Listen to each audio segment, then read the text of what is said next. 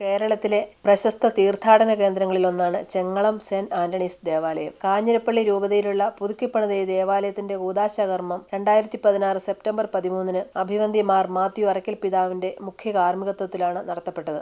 Major arch bishop അഭിവന്ദ്യ കർദിനാൾ George Alencherry പിതാവാണ് 2016 September 28 ഈ ദേവാലയത്തെ zero Malabar സഭയുടെ ദൈവകരുണയുടെ തീർത്ഥാടന കേന്ദ്രമായി പ്രഖ്യാപിച്ചത്. ദേവാലയത്തിലെത്തുന്ന ഭക്തരെ ഈശോ ഇരു കൈകളും നീട്ടി അനുഗ്രഹിച്ചു സ്വീകരിക്കുന്നു.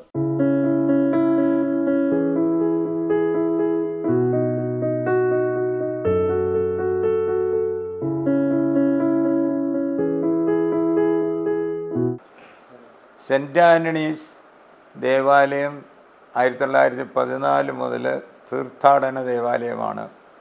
കാരണം വിശുദ്ധ അന്തോനീസിൻ്റെ നാമത്തിൽ ഇവിടെ ഒരു പള്ളി അന്ന് സ്ഥാപിച്ചു. ആദ്യത്തെ ദേവാലയം പണി കഴിപ്പിച്ചു.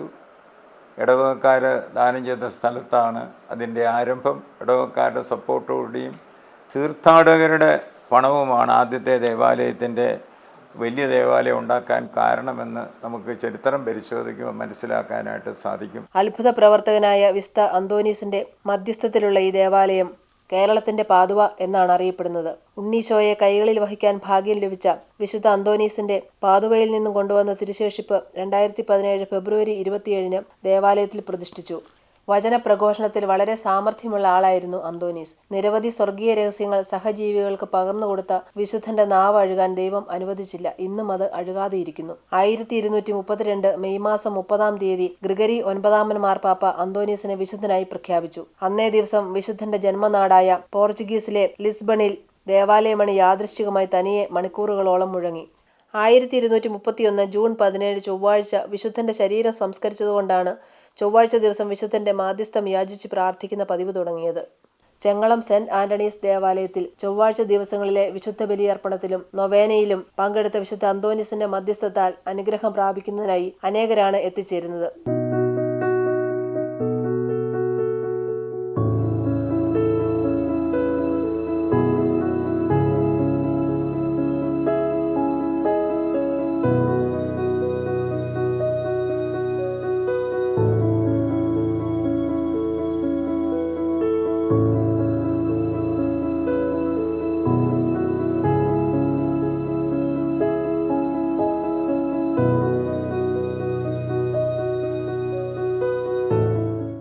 ചൊവ്വാഴ്ച ദിവസങ്ങളിൽ രാവിലെ 5:30 6:45 ഉച്ചയ്ക്ക് 11 മണിക്കും വൈകിട്ട് 5:30 വിശുദ്ധ കുർബാനയും നൊവേനയും ഉണ്ടായിരിക്കുന്നതാണ്. ഞായറാഴ്ച പോലെ തന്നെയാണ് ചൊവ്വാഴ്ച ദിവസങ്ങളിൽ ചെങ്ങളം പള്ളിയിൽ എന്ന് പറയുമ്പോൾ അത്ഭുതം തോന്നാം ചിലർക്ക്. 11 മണിയുടെ കുർബാനയ്ക്ക് പുറത്തു നിന്നുള്ള മനുഷ്യരാണ് കൂടുതൽ പേര് ഇവിടെ വന്ന് പ്രാർത്ഥിക്കുക. എല്ലാ ദിവസങ്ങളിൽ വൈകുന്നേരത്തെ കുർബാനകളിലും കൂടുതൽ ആൾക്കാർ പുറത്തുനിന്നൊക്കെ ഇവിടെ വരുന്നുണ്ട്.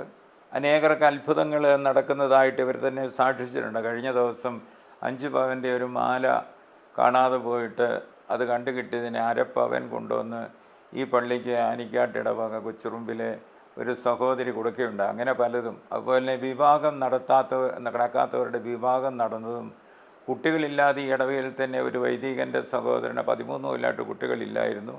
ഇവിടെ ഒരു തിരുനാൾ ഏറ്റുകഴിച്ച് നേർച്ച നടന്നു. 2 കുട്ടികൾ ആ സാറിന് അധ്യാപകന് ഉണ്ടായി.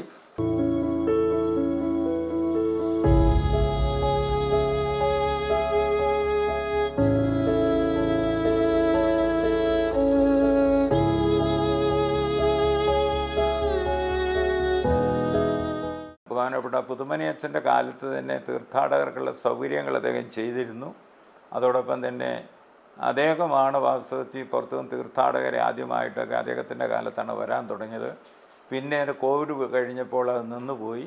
അത് കഴിഞ്ഞ് വീണ്ടും തീർത്ഥാടകരാ വന്നവർ ഈ ദേവാലയത്തിൽ വരാൻ തുടങ്ങി. കഴിഞ്ഞ 50 നോയമ്പിൻ്റെ കാലഘട്ടങ്ങളിൽ എൻ്റെ 14 സ്ഥലങ്ങളിൽ നിന്ന് ഗ്രൂപ്പുകൾ തമിഴ്നാട്ടിൽ തന്നെ തഞ്ചാവൂര്, കുംഭകോണം അങ്ങനെയുള്ള സ്ഥലങ്ങളിൽ നിന്ന് ഇവിടെ വരികയുണ്ടായി. വന്ന് തമിഴിൽ ദീപബലി അർപ്പിച്ച് അവർ പ്രാർത്ഥിച്ചിട്ട് പോകുന്ന രംഗം നമുക്ക് കാണാനായിട്ട് സാധിക്കും.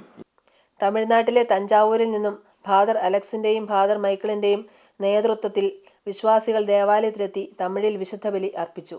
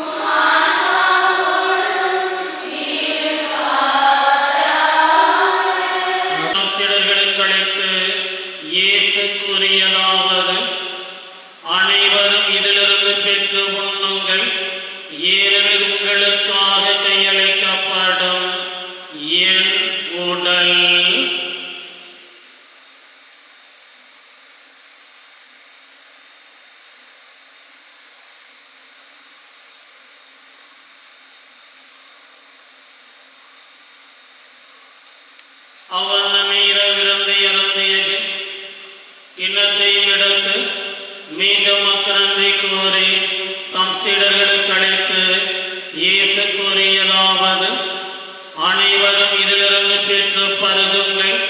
ஏனெனில் புதிய நிலையான உடன்படிக்கைக்குரிய இரத்தத்தின் கிண்ணம். இது பாவ மன்னிப்புக்கென்று உங்களுக்காகவும் பலருக்காகவும் சிந்தப்படும். இதை